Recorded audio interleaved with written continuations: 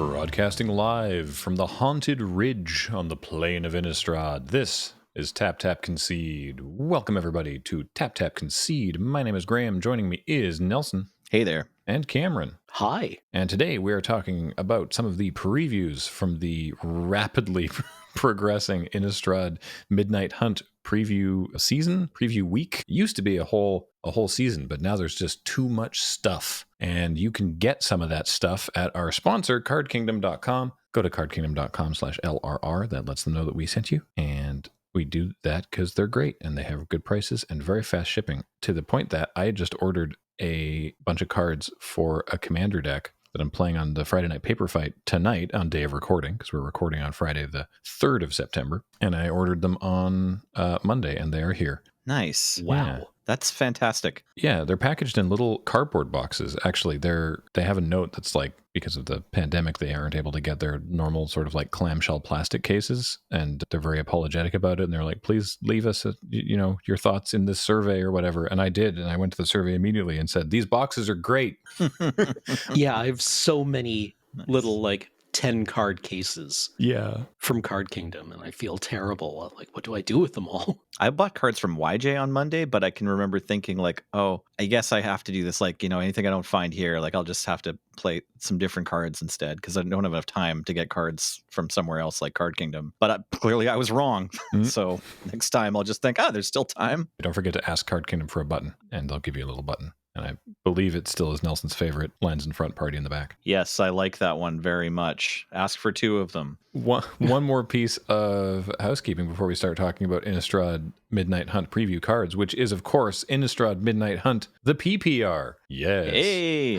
Innistrad the Midnight Hunt Innistrad Midnight Hunt, the pre-release, is happening at its usual start time of 11 a.m. Pacific on a unusual but still convenient weekend day of Sunday, September 12th. So it's coming up real soon. It is still all loading ready run, but with the added bonus of actual physical humans sharing meat space and using paper cards in a room together. So that will be exciting. All loading ready run, but in seats.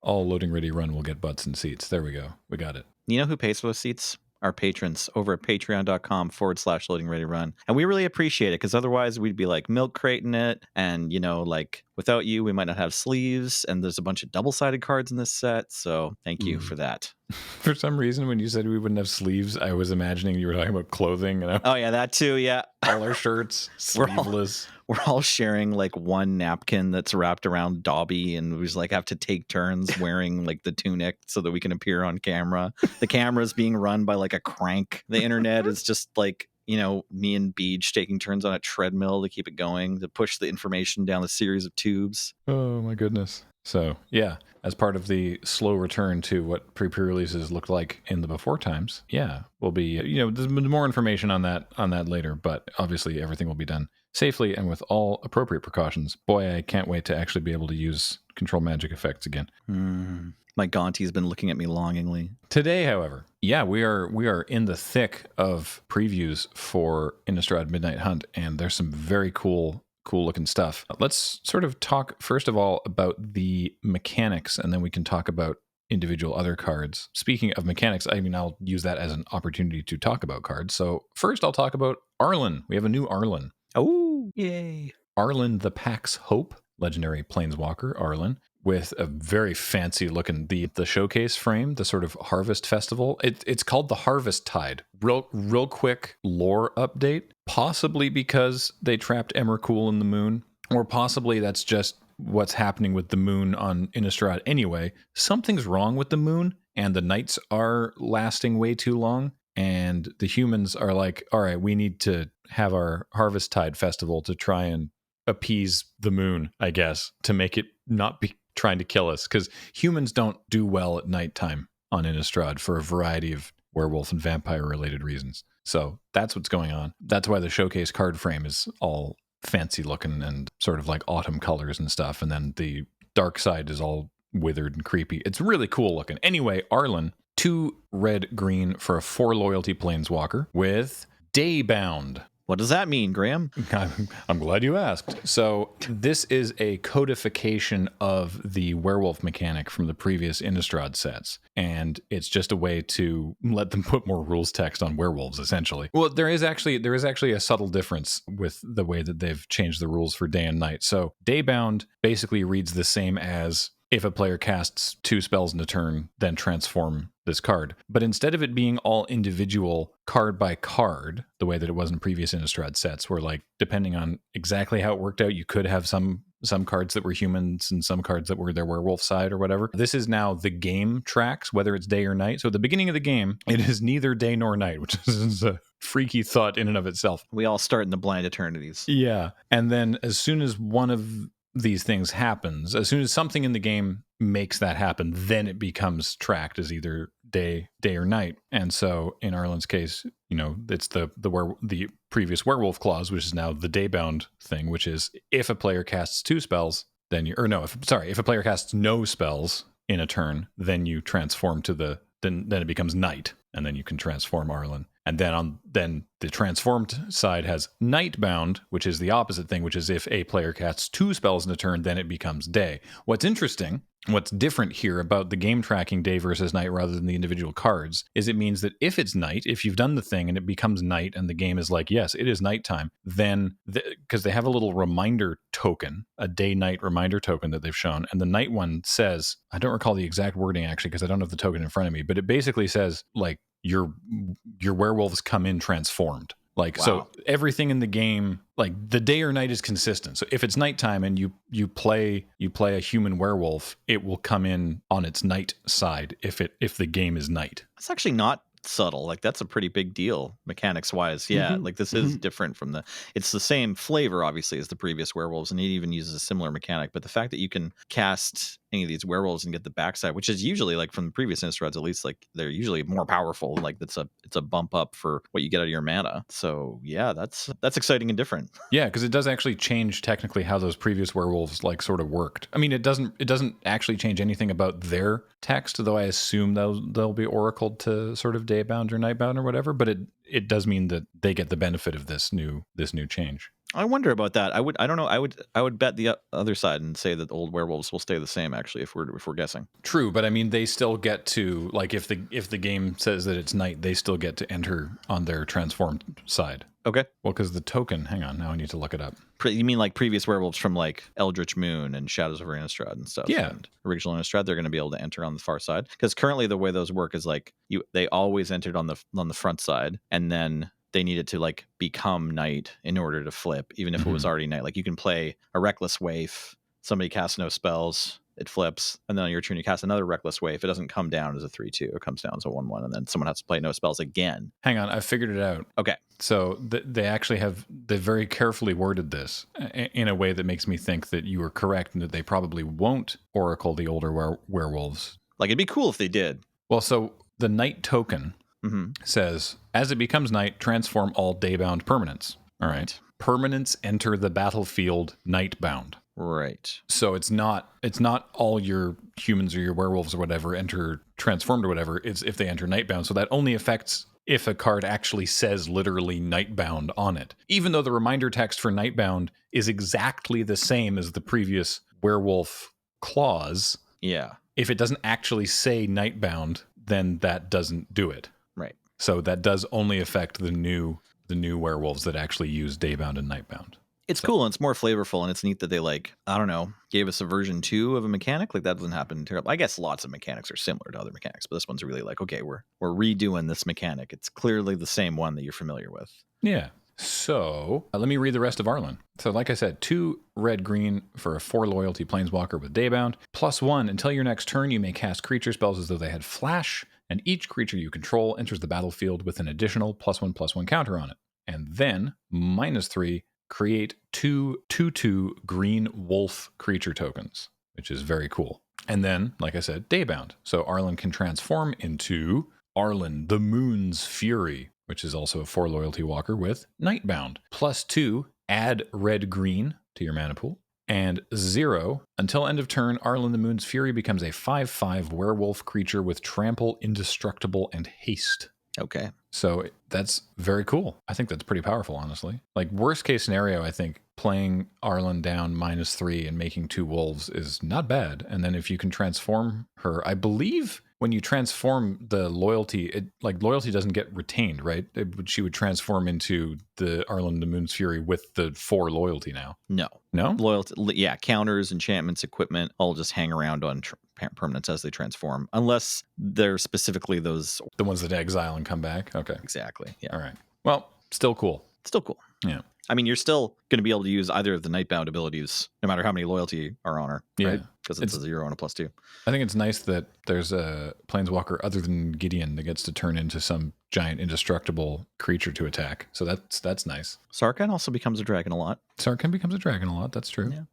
Another one of the mechanics that we'll take a look at is on a new look at Sigarda. So obviously my Selesnya Commander deck is very excited. This is Sigarda, Champion of Light. 1 green, white for a 4/4 legendary angel with flying and trample. Ooh, a Flample Angel. I'm already on board. Humans you control get +1/+1. Nice. Reminder that when your human werewolves transform, when they go to their Nightbound side, they are no longer human on the type line. They become just werewolves. So, but that usually makes them bigger anyway, just pointing it out. And then she has this ability, Coven. So it says, whenever Sigarda attacks, if you control 3 or more creatures with different powers, look at the top 5 cards of your library. You may reveal a human creature card from among them, put it into your hand, and the rest on the bottom of your library in any order. So Coven is that ability there, that it's if you control 3 or more creatures with different powers.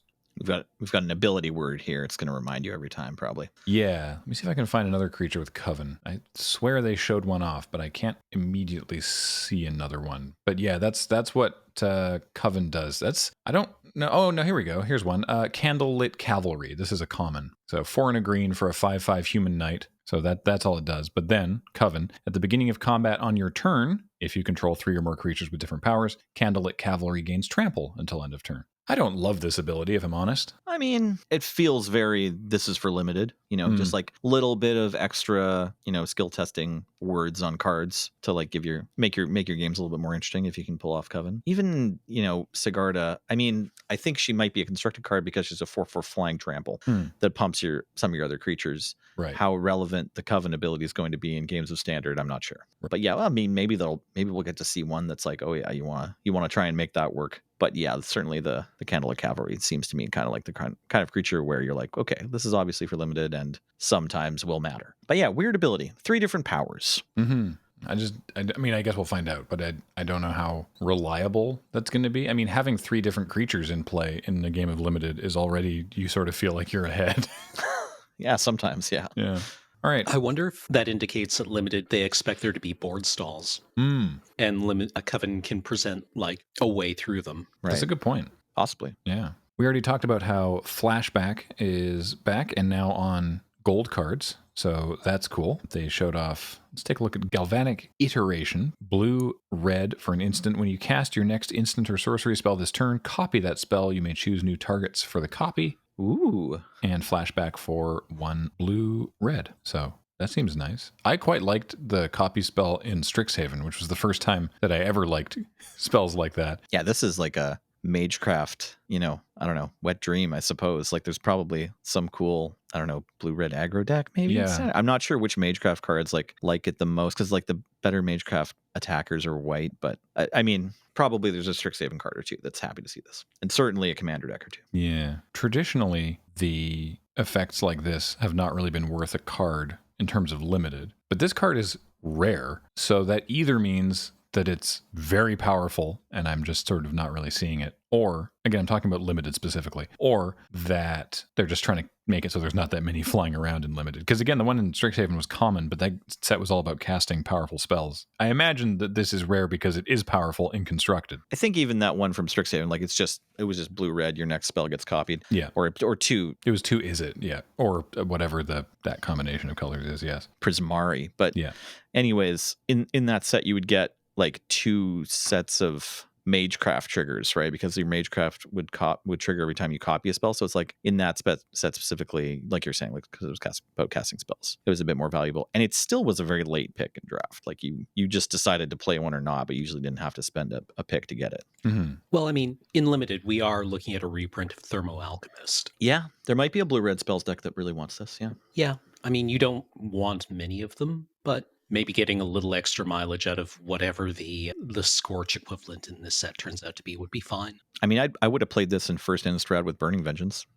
Definitely. So if there's a deck like that, why not? I believe there might be, but we can get to that later. One of the other mechanics is Disturb, and I like this a lot. It's very straightforward. Basically, you have a creature that has a front side, a day side. It doesn't transform like Daybound or Nightbound. It just has a day side. And then when it dies, from your graveyard, you can cast it for its Disturb cost, and then you get the backside. You get a different creature. So let's look at one of the ones with the most pleasant flavor, Beloved Beggar. So it's 1 and a white for a 0/4 human peasant. So gonna sit there and block for a while and eventually chump block something big. The flavor text, charity is rare on Innistrad, but kindness is always repaid. Everyone likes this guy, which is why you can then pay 4 white to Disturb from your graveyard, and then it comes back into play as Generous Soul, a 4/4 spirit with flying and vigilance. And if it would be put into a graveyard from anywhere, exile it. They all have that clause, so you can't just keep doing it. But the flavor text, as long as evil threatens his town, the blessed sleep can wait. I love this guy. 4 toughness means that like getting to chump block might be a question mark, but the other thing you can do with these cards is like loot them into your graveyard and then disturb them, right? Yep. Yeah, there's definitely a lot of, like between Flashback and Disturb, there's plenty of rewards for self-mill going on here. I thought for sure you were going to start off with Bait Hook Angler because it's a little bit more on brand. This is a human peasant for 1 and a blue, and it's a 2/1 with Disturb, 1 and a blue. And on the backside, if you pay the Disturb cost, you just get Hook Haunt Drifter, 1/2 flying that would be exiled if it goes to the graveyard. So you can pay retail for a Piker or Stormcrow. Yeah. If you want to level up the power of your game. Comes back as the Stormcrow. Love it. So yeah, I actually think Disturb is, I mean, it's one of those things where it's like, it feels like something that they've done before, and they actually haven't, and it's different in a couple distinct ways, and in a way that I think is really clean and makes a lot of sense, and I like Disturb a lot. I'm just reluctant to poo-poo any 1/2 flyers in a set as lousy with 1/1 spirits as Innistrad sets have been.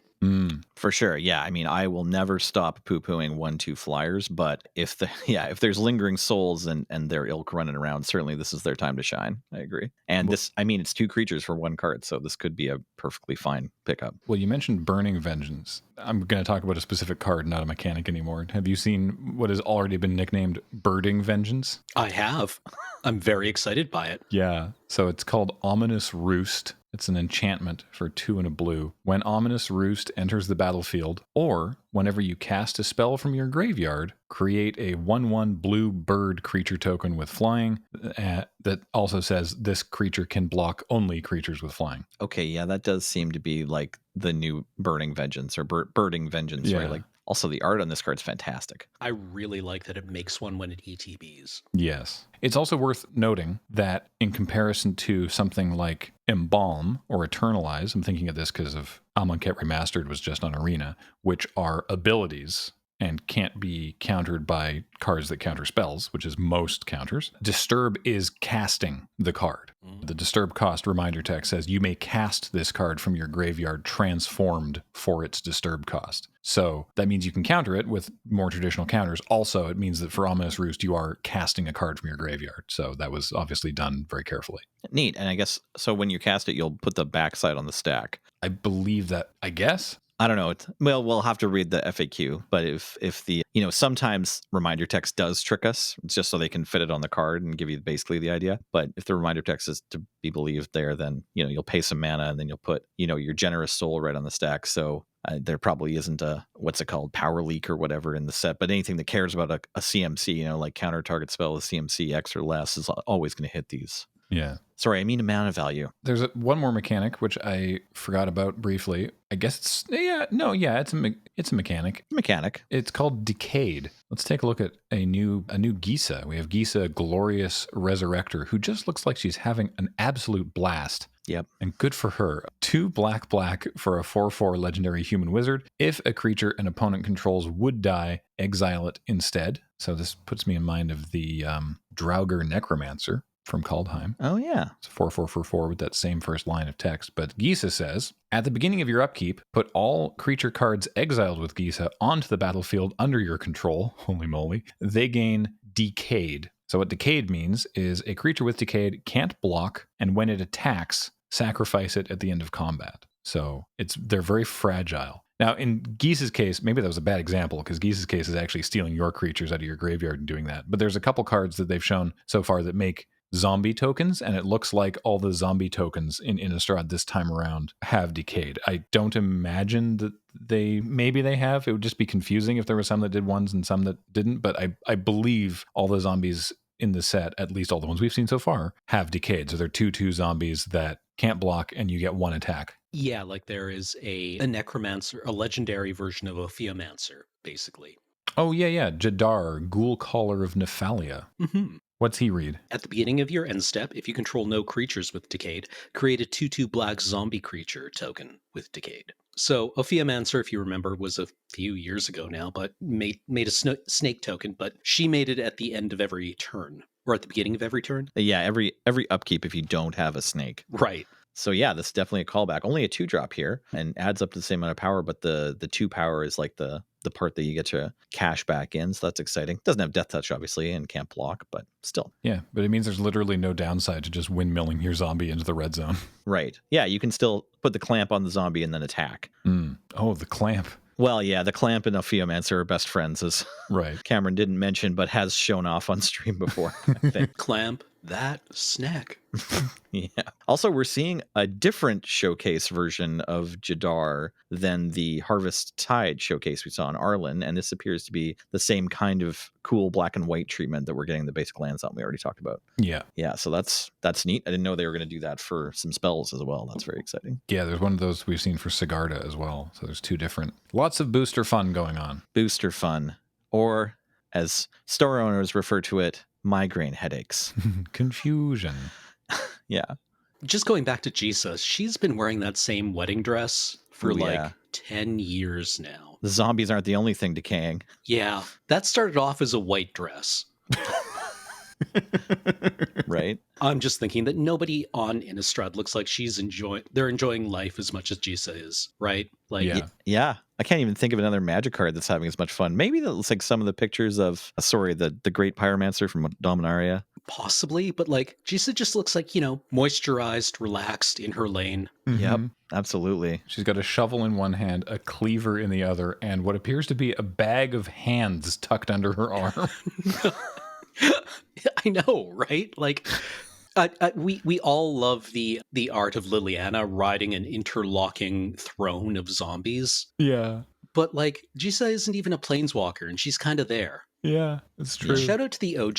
Bow down to the queen. I was just gonna say, the first time I read Decayed, I thought the zombies had to attack the next time they could. I thought it was like can't block, has to attack, then sacrifice it. But the fact that they don't have to attack means that it'll be, much more common, obviously, and perhaps even easy to set up big alpha swings with these, little ball lightnings. Just build out your board of decayed zombies and just wait, hold it, hang on. How many of you are there now? 12? Great, go. Yeah, it also means that even bad mass pump might be good. Right? Like even like a 3 mana give your creatures +1/+0 until end of turn might be relevant. I don't know how many of those are going to be in the set, but usually white has one, so we'll see. I just enjoy the conceit that all the zombies left on Innistrad after Liliana raised like all the dead to Emrakul. She left some behind in the ground because they weren't very good. They just didn't make the cut, and this is kind of what we got left. Nice, yeah. Right? Liliana maybe depleted Innistrad's natural resources of piles and piles of corpses. That's hilarious. And like true, if anyone remembers that format, like Liliana the Last Hope and Emrakul the Promised End, were both pretty relevant cards in Standard, and like you did see boards where there'd be like a Last Hope mirror match, like emblem mirror match, and like sometimes Magic Online would break as you just like piled on like exponential, numbers of zombies every turn, like opposing board. Like sometimes it was correct not to attack because like they could block and you die in the backswing or whatever, and like so green black players would just stare at each other as like thousands and thousands of zombie tokens would hit the board. So yeah, maybe it's only the like not good enough for the Leanna zombies that are left, and that's the flavor here. Yeah, it's either that or like the disintegration of the Church of Avacyn means that all the graveyards are unhallowed. That could do it. I mean, it might be a locking system of catastrophes here that's really resulting in the collapse of the zombie ecosystem. I want to talk about a card that we don't have a full English translation of yet, but is really cool. At least I think it's really cool. So it's a curse. It looks like it's probably going to be called Curse of Leeches, but again, we don't have an official translation. It's 2 in an enchantment or a curse, so you enchant player. If you recall from original Innistrad, the curses, you play them. They're on your side of the board. You control them, but they enchant your opponent. Generally speaking, they enchant your opponent. You don't typically want to curse yourself. And it says at the beginning of enchanted player's upkeep, that player loses 1 life and you gain 1 life. So 3 mana sits there and you just sort of drain them for 1 every turn. That's not spectacular, but it has daybound, meaning when it becomes night, you flip it over into a 4/4 lifelink leech horror. Well, there's a nightmare. Yeah. This thing comes on your face and then it turns into this giant thing. Yeah, the curse side also says, as this card transforms into Curse of Leeches, attach it to a player. So it's not like it will die later. Like, it, when it becomes night, it's a 4/4 with lifelink. If it becomes day again, it turns back into an enchantment and you just attach it to your opponent again. What a neat piece of design. Yeah. I mean, reminds me of Peter Jackson's King Kong, where they enter the Valley of Medium Vermin. Oh, that part of the movie was so messed up. Yeah, it was no good. But yeah, this is, I don't like it. Not a fan. Not a fan. Although this is like an interesting way of doing or making a flavorful IGI for Innistrad.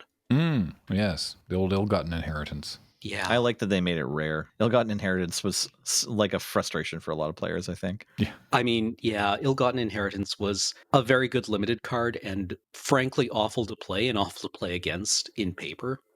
I mean, we've all seen the discarded like stacks of life paths from tracking the IGI mirror. Yeah. Still not as bad as Extort somehow, but yeah. I could keep talking about stuff. Cam, is there anything leaping out at you?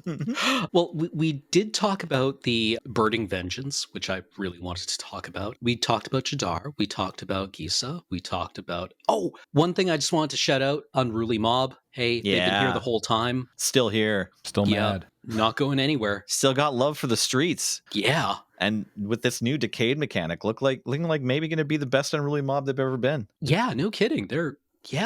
Ooh, the synergies, profound. We survived the travails, killer angels, horror from beyond the moon. Now some big werewolves think they can scare us. Let them try. You ain't got nothing. Still here with my beard and my pitchfork. Yeah. Come at me, bro. Oh, Doyle rules. But like one card that I thought was really cool is it's something we don't have a translation for yet or an official translation for, but Scryfall is listing it as the Heirloom Oculus. It's an uncommon artifact for 1 and a black with an ability 1 and tap, pay 1 life, discard a card, draw a card, then mill a card. I'm already here for this, right? Like just kill me. Just like ruin my life here, Heirloom Oculus. But it also has a second line of text that says, then put a ritual counter on Heirloom Oculus. Then if it has 3 or more ritual counters on it, transform it. Activate only as a source. No, why? Sorry. Why? Oh, this is why it's so important to read your cards first, kids. Activate only as a sorcery. It's trash. No, it's not. Why are you so excited to get to do it as an instant? What's the difference? I don't understand the question.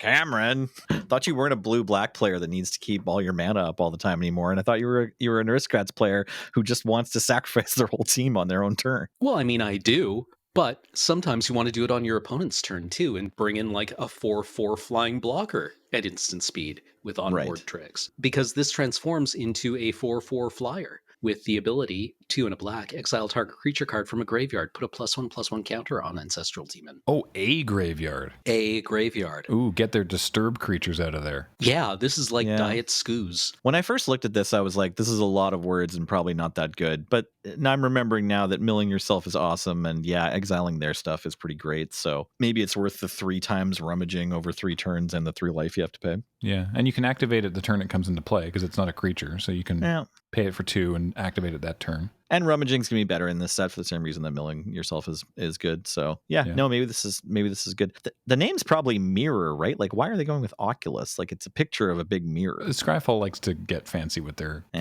translation names. And to be fair, so does Magic. Yeah, no, that's fair. Okay. But yeah, no, I like this a lot. It reminds me a lot of, what was it called in Amonkhet? Oh, the bricks or something? Yeah, with the brick counters that would rummaged, and then when it got 3 brick counters, it drew a card. Right. Only when this gets 3 brick counters, it bricks you. It starts throwing the bricks at your opponent. Yeah. Okay, well, that might be the nickname.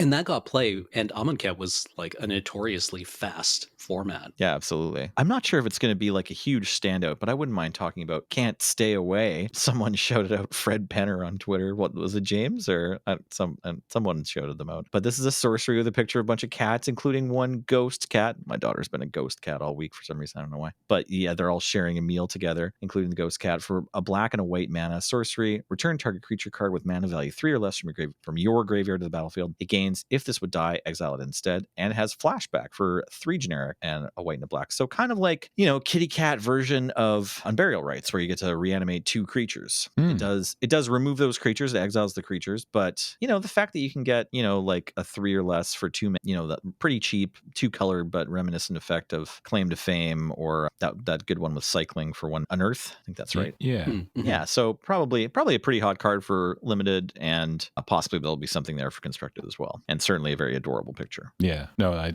this card's great. Nice. Oh, hey, they finally did it. The absolute mad fools at Wizards of the Coast. They printed a card called Defenestrate. Yep. And it's perfect. It's 2 and a black for an instant. Destroy target creature without flying. I mean, Reverse Plummet, yep. Yeah, it's great, right? Yeah. Like, this is basically a one-liner. Yeah, fantastic. Not going to get a nickname. No. Yeah. The chaplain would perhaps have found some small comfort had he known that the replacement window would be named in his honor.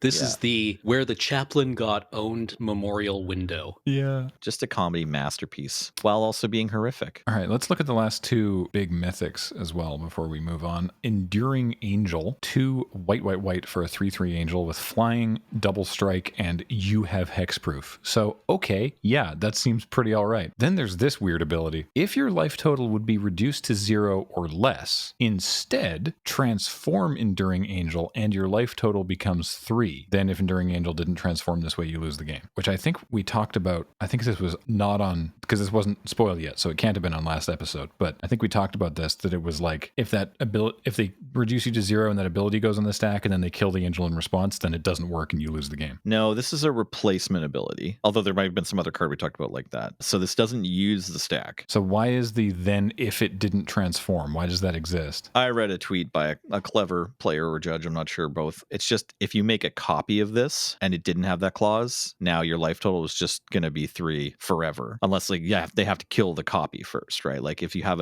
because copies of transform cards can't transform. If they're instructed to transform, they just don't. Even if it's like, I think this is possibly true if it's like another transform card that's been turned into a copy. I think there's just a rule where it's like, if this is a copy, the copy doesn't transform. Right, because it literally wants the backside of the card, and copies don't have a backside. Yeah. Right. Okay. So if you clone Enduring Angel, I mean, then if it didn't transform, you would your life total would become 3 instead of 0, and you'd still have the card that says next time your life total would be reduced to 0, your life total becomes 3. So I mean, they could have printed that card and it could have been this cute, like, okay, I do that and then I put the hexproof and the indestructible on it or whatever. And now you can't kill me, but they didn't want that. See previous standard 2022 banning of the Book of Exalted Deeds law. Yeah. So just, I mean, that last line doesn't make a lot of sense in the context of just this card, but in the context of like the whole game, I think that's where it came from. Okay. So, assuming it all transforms successfully, it turns into Angelic Enforcer, which is an angel with flying, and you still have hexproof, and its power and toughness are each equal to your life total, which at that point would be 3. And whenever Angelic Enforcer attacks, double your life total, meaning it would attack, that would happen, you'd go to 6, and then it would be a 6/6. So neat card, probably pretty good and limited. I don't know if it's the kind of thing you want to be sleeving up for constructed. Like usually the plan of getting some benefit after you went to 0 is not great. Although who knows, maybe there'll be some combo with it too. Yeah. Sometimes that happens where you got like some Lich's Tomb, complicated pay all your life plan. Yeah. We have a mythic ooze, which again Skyfall is referring to as Tarmo Jellyf. Yeah, I was calling this one Tarmogoyf Factory. Yeah. So it's a star +1, and its power is equal to the number of card types among cards in your graveyard, and its toughness is equal to that number +1. At the beginning of your end step, create a green ooze creature token that says the same thing. Wow. So it makes copies of itself, but not the full version of itself where it makes the copies. But it's a Tarmogoyf, and it spits out one more Tarmogoyf every turn, right? Yes. Pretty great. I guess at your end step too. So it's like 2 Tarmogoyfs for the price of 2 Tarmogoyfs and 1 extra mana. Damn. Yeah. Although, it's 5 mana now, so clearly trash. Yeah. I don't know. Yeah, I wonder if this is like, I could see this maybe being a standard card. It seems pretty great. Yeah, it does seem pretty great. Yeah. No, yeah. I mean, I'm not.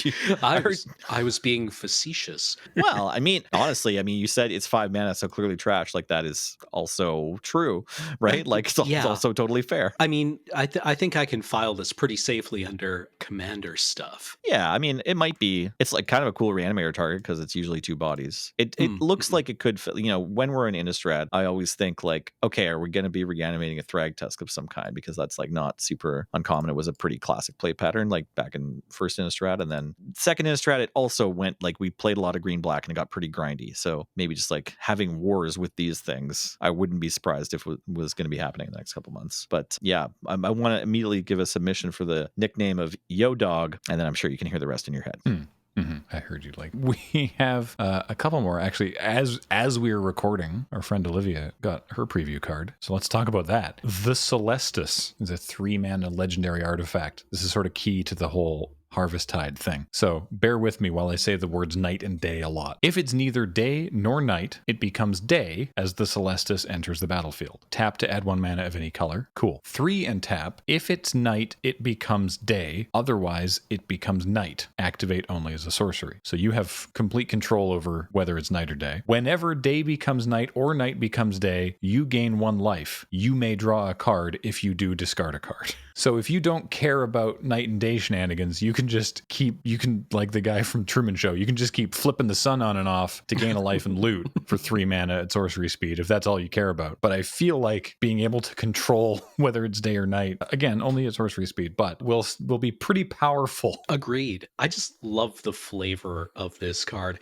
Not necessarily for its like mechanical influence, but just what this implies about Innistrad, right? Look at the scale of this. That is a bridge on the lower right, right? Or appears to be. So the Celestus is huge, as, something that can manipulate the sun probably should be. Also, I love the interlocking series of rings as a recurring horror trope in megastructures, right? Like the Event Horizon drive. Yeah. Right. I need to know, have we always had this on Innistrad? Yeah, has this thing been around the whole time? Somebody would have mentioned this, right? It's like, at some point during Emrakul, you think somebody would have been like, we should try using the Celestus. And then everyone else would have been like, the what? It's like, the megastructure that manipulates time. Oh, that. Yeah, I forgot we have that.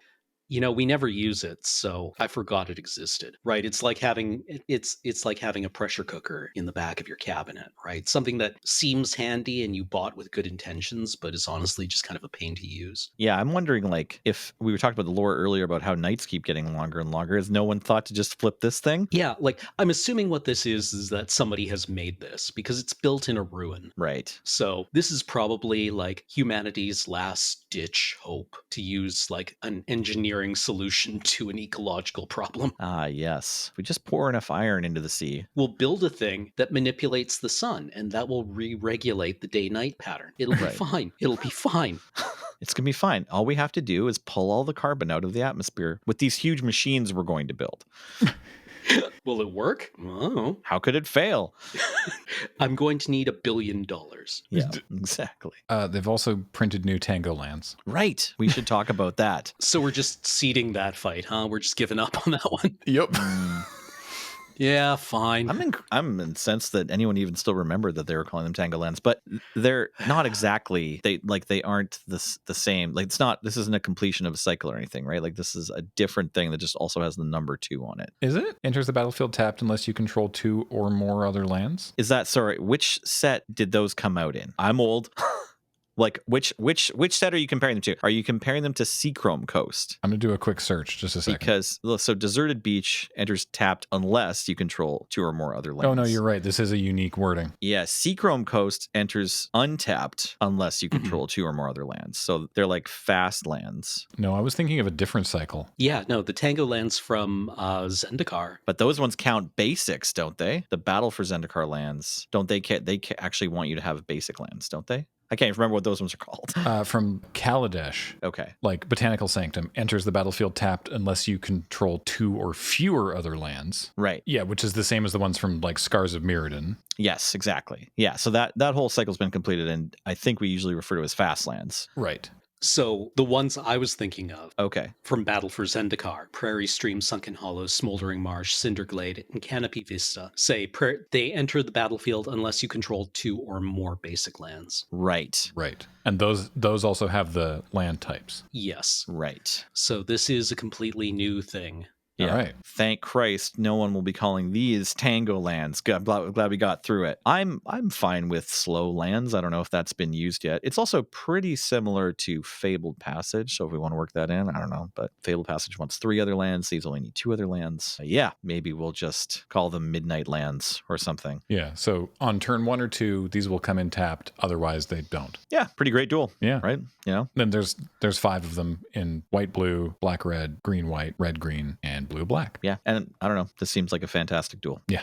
Good stuff. I'm excited about the set. Yeah, me too. Just looking at all the art in aggregate, looking at a whole page of these spoilers, I'm like, oh yeah, Innistrad. This is great. Yeah, we've already seen a whole set's worth of like different pictures and art treatments, right? Like there's probably already 300 images you can look at. Yeah. And if you'd like to do more than look at them, if you'd like to touch them, you can go on over to cardkingdom.com and pre-order them probably right now. I imagine they have the sealed product up. You can get new sealed product if you live in the United States of America, but you'll be able to order the singles wherever you are in the world. If you go to cardkingdom.com/LRR, don't forget to say we sent you and ask for a button, please, because we need to get those buttons the heck out of there. They currently say lands in the front, party in the back.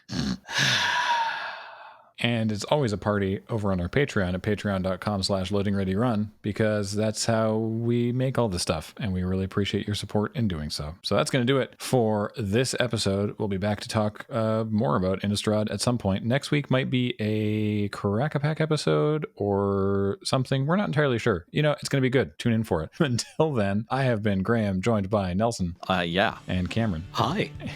James ran the card reader. Jordan edits these. Heather gets them online. And you all have been listening, and we thank you for it. Talk to you next time. Bye.